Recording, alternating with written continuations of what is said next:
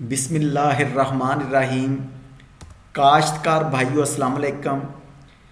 Agriculture advisory forum से खुशहाल किसान मेरा ईमान के स्लोगन के साथ आज की गुफ्तगू का आगाज़ करते हैं। आज की गुफ्तगू का मौजू है कपास में खादों के मतवाज़न इस्तेमाल की क्या अहमियत है। क्या कपास के मौजूदा बहरान के अंदर कपास में खादों का मतवाज़न इस्तेमाल करके हम इस बहरान से निकल सकते हैं? क्या कपास में खादों के मतवाज़न इस्तेमाल से पैदावार बढ़ाई जा सकती है? आज हम इस मौजू पर बात करेंगे। कपास की पैदावार लेने के लिए 5 न्यूट्रिएंट्स की ज़रूरत होती है। इसके अलावा किसी न्यूट्रिएंट की कोई ख़ास ज़रूरत नहीं है। नाइट्रोजन यानी यूरिया, फास्फोरस यानी डीएपी, पोटाश यानी एसओपी, जिंक सल्फेट और बोरान सोना बोरान। इन 5 खादों के अलावा किसी खाद की ज़रूरत नहीं है। कुछ लोग बहुत ज़्यादा सेल करने के चक्करों में कहते हैं कि सल्फ़र की भी ज़रूरत होती है। ठीक है, उनकी भी बात मान लेते हैं, लेकिन असल हमने इन 5 खादों पे जोर देना है। नाइट्रोजन की जो अहमियत है, यूरिया की जो अहमियत है, उसमें सबसे पहले पत्तों के अंदर जो क्लोरोफिल सब्ज़ रंग का मादा होता है, नाइट्रोजन यूरिया उसके अंदर इजाफा करता है। ज़ियाई तालीफ यानी फोटोसिंथेसिस में ये मदद करता है नाइट्रोजन यूरिया। पौधों के खुलियों और बाफ्तों की तामीर करता है, जिसको हम सेल और टिश्यू बोलते हैं, उसकी तामीर करता है। फसलों की जो असर हरियाली या बढ़ोतरी है वो इसी नाइट्रोजन यूरिया की वजह से होती है। टींडे और अगर फल ज़्यादा लगता है, फूल ज़्यादा लगते हैं, टींडे ज़्यादा बनते हैं, वो भी नाइट्रोजन और यूरिया की मरहून मिन्नत होते हैं। दूसरे नंबर पे फास्फोरस डीएपी, इसकी भी बहुत ज़्यादा अहमियत है। जड़ों के जो निज़ाम होता है उसकी नशोनुमा बेहतर करना, लंबी जड़ करना, जड़ दूर दूर लेकर जाना और दूर दूर से खुराक लाना, इस फास्फोरस इस डीएपी का काम है। फास्फोरस फसल की बढ़ोतरी में रूट शूट रेशो यानी जितनी जड़ बढ़ती है उतना ही बाहर तना बढ़ता है, उसके अंदर तवाज़न पैदा करता है। ये बहुत ज़रूरी है फसल की बढ़ोतरी के लिए, फसल की अच्छी पैदावार लेने के लिए। टींडे और बनोले के साइज़ में इजाफा करता है और पैदावार में इजाफा करता है। अगर देखा जाए तो कपास की पैदावार का डायरेक्ट तल्लक फास्फोरस यानी डीएपी से है। यूरिया 2.5-3 बोरी की ज़रूरत होती है, उसके बगैर भी गुजारा नहीं है। लेकिन अगर डीएपी फास्फोरस नहीं डालेंगे तो आपकी यूरिया बेशक 3 बोरी से जितनी मर्जी ज़्यादा डाल लें, आप फास्फोरस या डीएपी नहीं डालेंगे तो आपकी पैदावार नहीं आएगी। तीसरे नंबर पे जो खाद है वो पोटाश है। इसमें एसओपी उसकी अपनी अहमियत है। ये पानी जज़ब करने की सलाहियत को ये पोटाश बढ़ाती है। आजकल पानी की शॉर्टेज है बहुत सारे इलाकों में, जो सदरन पंजाब में पानी की शॉर्टेज है, तो कम पानी पे भी अगर पोटाश अच्छी मिकदार में ज़मीन में मौजूद होगी तो पानी जज़ब करने की सलाहियत बढ़ जाएगी और कपास के पौधे को उसके अंदर स्ट्रेस कम आएगा पोटाश की वजह से। कुफ्ते मदाफ़त में इजाफा करती है। गर्मी है, सर्दी है, कीड़े के ख़िलाफ़, बीमारी के ख़िलाफ़ ये पोटाश कुफ्ते मदाफ़त पैदा करती है। जुलाई या अगस्त सितंबर के अंदर कपास काली हो जाती है, कपास यकदम बैठ जाती है। ये उसके अंदर उसके खिलाफ कुफ्ते मदाफ़त में ये पोटाश बहुत अहम किरदार अदा करेगी। क्वालिटी क्या है कि बनोले के साइज़ बढ़ेगा, उसके अंदर तेल की मिकदार बढ़ेगी, वो ये पोटाश बढ़ाती है। यानी पोटाश भी बहुत ज़्यादा ज़रूरी है। और चौथी खाद जिंक सल्फेट है। इसके बहुत सारे फ़ायदे हैं, लेकिन सबसे जो अहम और ज़रूरी है वो है नई शाखें, नई कॉम्पलें इस जिंक से बनती हैं। अगर जिंक की कमी होगी तो नई शाखें नहीं बनेंगी, अगर शाखें बनेंगी तो वो कॉम्पलें नहीं बनेंगी और कॉम्पलें मुरझा जाएंगी, जिसकी वजह से पौधे का स्टैंड, पौधे की बढ़ोतरी इतनी अच्छी नहीं होगी। 5वीं खाद बोरान है। बोरान की बहुत ज़्यादा अहमियत है। पोलिनेशन यानी अम्ल ज़ेरगी में नर मादे के मिलाप के अंदर बोरान का बहुत ज़्यादा किरदार है, और अगर इसकी कमी वाक़ई हो जाए तो फुल गुडी गिरना शुरू हो जाती है। और आपको पता है फुल गुडी जितनी ज़्यादा गिरेगी उतनी ही पैदावार में कमी आएगी। तो आज तक तहकीक के मुताबिक नाइट्रोजन 35 किलो, फास्फोरस 12 किलो और पोटाश 20 किलो ज़रूरत होती है 1 टन, यानी 25 मन पैदावार लेने के लिए nitrogen 35 kilo, phosphorus 12 kilo, potash 20 kilo की ज़रूरत होती है। यानी खुराक ये ज़मीन से रिमूवल होती है, इतनी नाइट्रोजन, इतनी फास्फोरस, इतनी पोटाश की।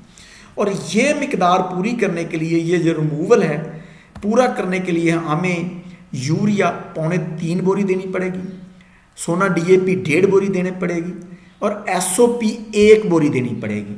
SOP सल्फेट ऑफ पोटाश, इसमें 50% पोटाश होती है, यानी 1 बोरी में 25 किलो, और 18% सल्फर होता है, यानी 1 बोरी में 9 किलो।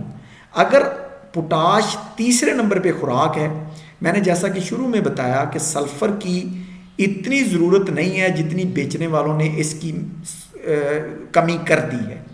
अगर आप SOP डाल देंगे तो 9 किलो अजाफी सल्फर आपको मिल जाएगा। और आजकल जो मार्केट करने वाले हैं वो 400, 450, 500 पर किलो सल्फर बेच रहे हैं, और ये 4500 का सिर्फ आपका सल्फर ही ज़मीन में डाल जाएगा। SOP डालेंगे, आपका सल्फर भी पूरा हो जाएगा, आपकी पोटाश भी पूरी हो जाएगी। तो इस लिहाज से अगर SOP डाल देंगे तो आपको अजाफी सल्फर डालने की ज़रूरत नहीं है, 9 किलो इसी से पूरा हो जाएगा। DAP जो बहुत ज़रूरी है, अगर इसकी 2 किस्तें कर लें तो बहुत अच्छी बात है। यानी अगर 1.5 बोरी डालनी है तो 1 बोरी नीचे बिजाई के वक्त, खेलियां निकालने से पहले 1 बोरी छट्टा कर दें और उसको ज़मीन के एक हल चला के मिक्स कर लें, उसके बाद खेलियां निकाल लें।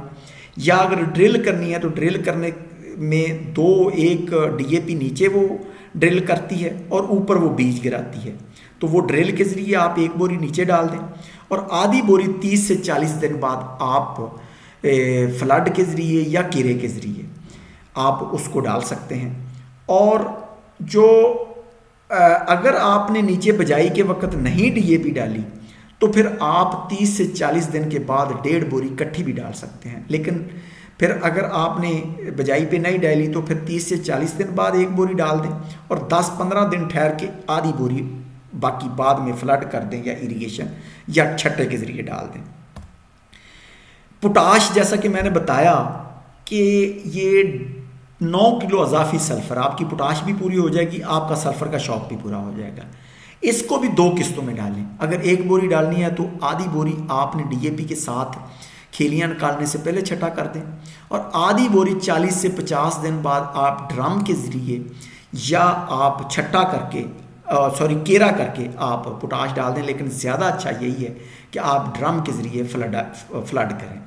और अगर आपने बिजाई पे पोटाश नहीं डाली तो आधी बोरी 40 से 50 दिन बाद डाल दें यूरिया के साथ और आधी बोरी 10-15 दिन ठहर के आप दोबारा डाल दें। यानी 2 किस्तों में आधी आधी बोरी करके 15-20 दिन के वक्फे से आप ये डाल सकते हैं। यूरिया आजकल पिछले 2-3 सालों से कपास को बहुत ज़्यादा नुकसान हुआ है। यूरिया ज़मींदार डिले कर रहे हैं, ताख़ीर कर रहे हैं, ताकि शुरू में बहुत ज़्यादा यूरिया डालने से वो फसल लश ग्रीन हो जाती है और रस चूसने वाले कीड़े बहुत ज़्यादा हमलावर हो जाते हैं।